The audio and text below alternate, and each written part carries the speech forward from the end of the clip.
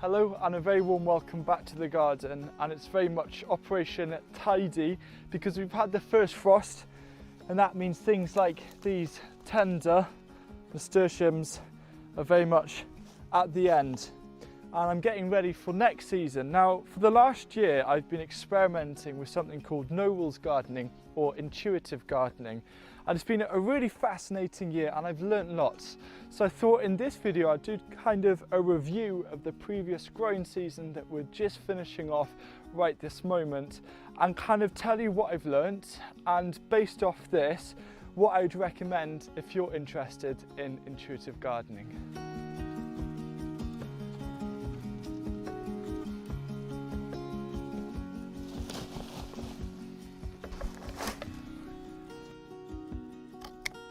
So I'm going to start with the most surprising lesson that I learnt, and this is a very personal one. Now, I've always kind of shunned the idea of growing flowers unless they were edible, but this year I thought I'd push myself and get a bit out of my comfort zone, and I grew loads of cosmos this year all around the garden, and I really enjoyed it. It brought loads of colour, and I was kind of amazed how easy and simple it is. And from this, I'm definitely going to utilise growing a lot more flowers in and around the garden in future years, and kind of take on a little bit more of the potager style of growing.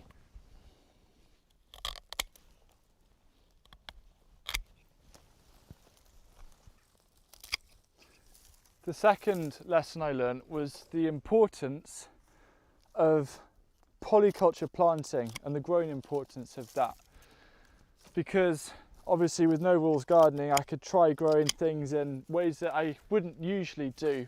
For example, rows of beetroots, and instead just grow them dotted around the garden. And I learnt a key lesson by accident doing this, because unfortunately the beetroot rows in front of me have been hit by voles and they've destroyed every single beetroot that was left. We did manage to harvest quite a bit, but it's really sad to see.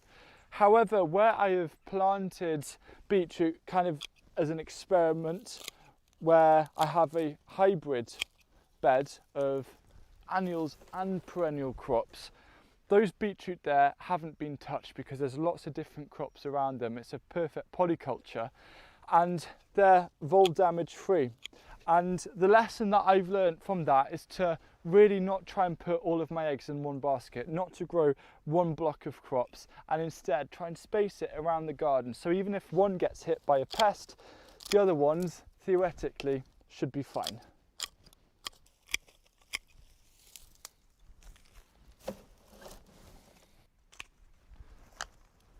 Here I'm just removing this structure here. There's District Nurse, which is a heritage climbing bean, and last night, just before the frost, we got the last harvest of all of these beans for shelling and cooking, which is really exciting. And the third lesson that I learnt from a year of intuitive gardening is that it's really improved my observation skills, because I didn't have a plan to follow, which forced me to look a lot more carefully at the growing space. And then I used the observations to inform what I'd grow there or how I could best utilise that. And I really enjoyed it. And a year of this has given me loads of ideas to start using in the next growing season. And I think the one that I'm most excited about is being able to utilise a lot more wigwams around the garden, not just to add some structure, but also a lot of visual interest.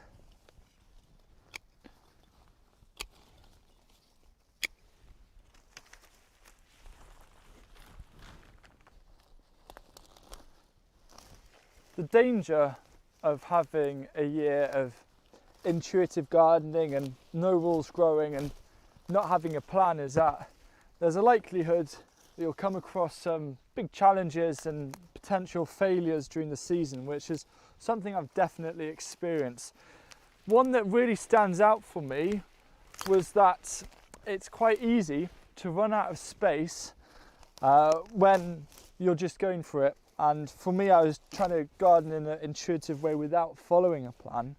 And what ended up happening was in July, there's a period of around 3 weeks where the garden was completely full, completely chock-a-block with things, and I was getting really creative in terms of where to put out seedlings, but I had loads of seedlings that were just in the solar tunnel waiting to go out. And when you're at that stage of the year, time is really of the essence, because literally a matter of a week or days in between planting something can mean you having a harvest at the end of the season or not having a harvest. And I feel that had I transplanted these 2 to 3 weeks before I actually did, when they were actually meant to go out, I might have able to have had a crop. Even if it was a small crop, it could have done a few meals, but unfortunately that didn't happen. And that's going to be a key thing that I need to bear in mind as I'm approaching July,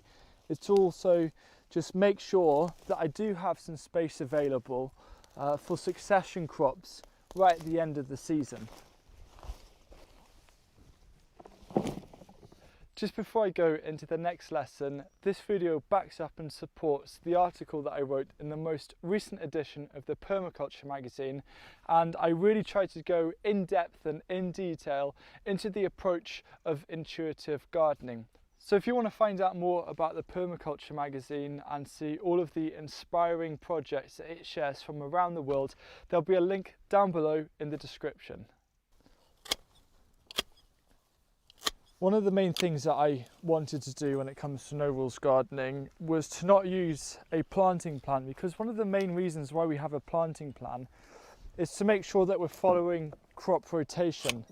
I know there are other benefits of planting plans as well, but the main reason why I didn't want to do one was to not worry about crop rotation, going against the common kind of norms, and also to just have a little bit more space for intuitive growing. And a huge part of that, a real benefit that I found, was I opened up a huge degree of flexibility, and it meant that I could make last minute decisions, kind of influenced actually by my observations, and being able to be flexible and actually think, no, I think the carrots should go over here rather than the original spot that I had thought of, means that you're far more able to adapt, because there might be some kind of pest issue in a certain area of your garden, and then by just having that freedom, it doesn't have a knock-on impact on your planting plan, because you don't have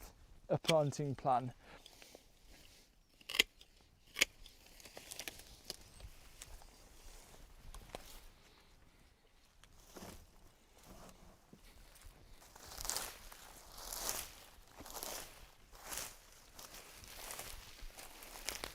Now, a really exciting lesson for me this year was learning that I can actually fit more plants in the same space. Now, usually I would have just thought, no, this bed is just for the beans and the kale, but because I was trying, mainly because of more observation, I was trying to be a little bit more clever and not worry about crop rotation. I would just put in other plants as and when, and this turnip, probably a little bit woody, but I just put that in, and we had a great row of turnips here, which usually I wouldn't have thought to do. Now, one of my favourite successes actually was seeing that there was some space after I had planted these runner beans. There was space in between, and I decided to grow some parsley, and the parsley has absolutely loved it here. I've been harvesting loads, and it's enjoyed the shade as well. And that was just purely out of the fact of, oh, I'll try something new. You wouldn't usually grow parsley and beans together, but let's give it a go.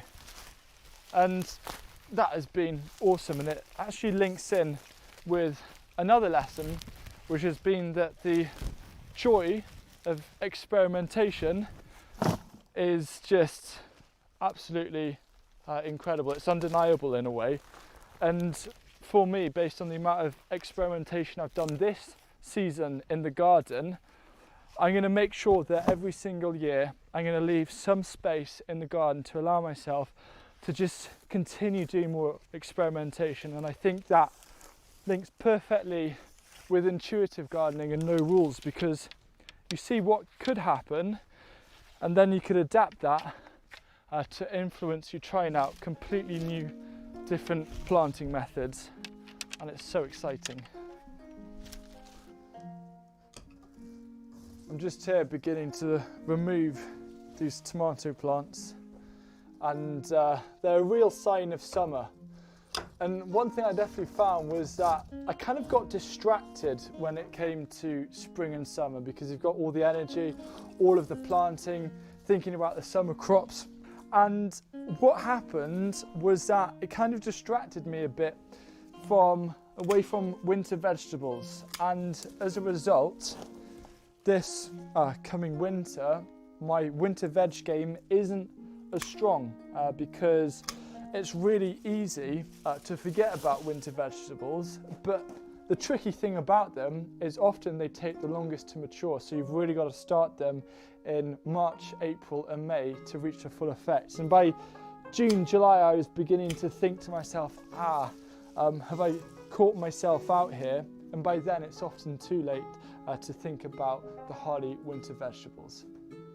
The 9th lesson that has really embedded the way that I kind of approach or think about gardening is more of a mindset, and it's become really apparent this growing season, because before I used to only think about how much food I could grow from the garden, how productive I could make the garden. But for me now, productivity also includes the output or the yield of happiness and positivity and almost an escapism, because from a garden you're not just producing food, you're not just creating habitat for nature and insects and all sorts of things, you're also improving that mental health aspect for yourself as a gardener, and it's also a chance just to go out, do something new, just be in nature and not have to worry about what's been going on. And by being able to not worry about rules and just almost playing it by feel when I've been growing, that has really opened up the whole enjoyment side of it. And that's a really important takeaway that I wasn't expecting to get when I first started this growing season.